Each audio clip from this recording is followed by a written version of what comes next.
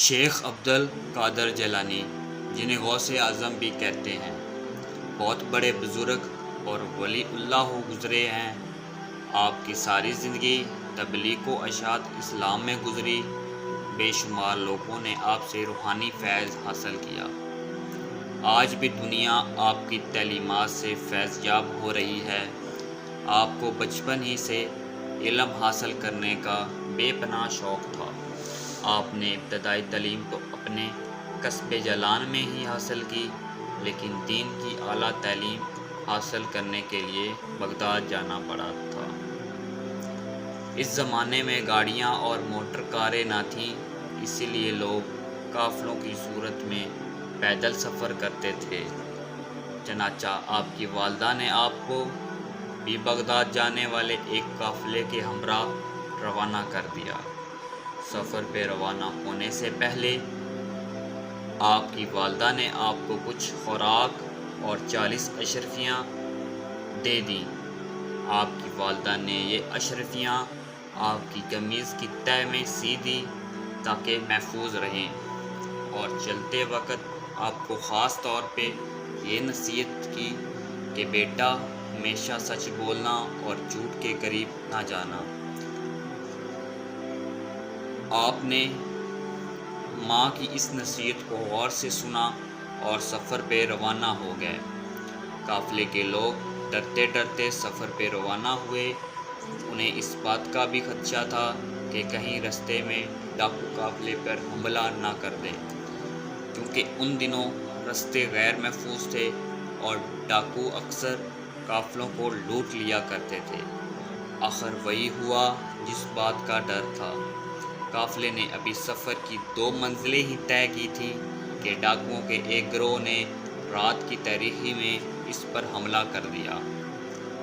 تمام قافلے میں افراتفری اور بھگدڑ مچ گئی اور ڈاکوؤں نے اہل قافلہ کو خوب لوٹا۔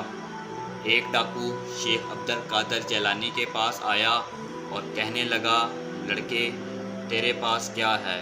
آپ نے جواب دیا، میرے پاس 40 اشرفیاں ہیں جو میری قمیض کی تہہ میں سلی ہوئی ہیں۔ ڈاکو نے آپ کی اس بات کو مذاق سمجھا اور ہنستا ہوا آگے گزر گیا۔ اتنے میں ایک اور ڈاکو آپ کے پاس آیا اور وہی سوال کیا۔ آپ نے پھر وہی جواب دیا۔ وہ ڈاکو یہ بات سن کر حیران ہوا اور آپ کو پکڑ کر اپنے سردار کے پاس لے گیا۔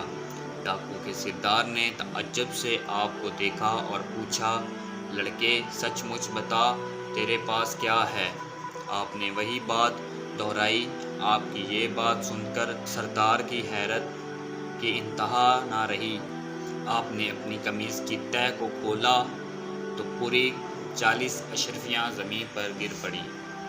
اشرفیاں دیکھ کر سردار کی آنکھیں حیرت سے کھلی کی کھلی رہ گئیں۔ آپ سے مخاطب ہو کر کہا، لڑکے تو نے سچ بول کر اپنا راز کیوں فاش کر دیا، حالانکہ تو آسانی سے اپنی اشرفیاں بچا سکتا تھا؟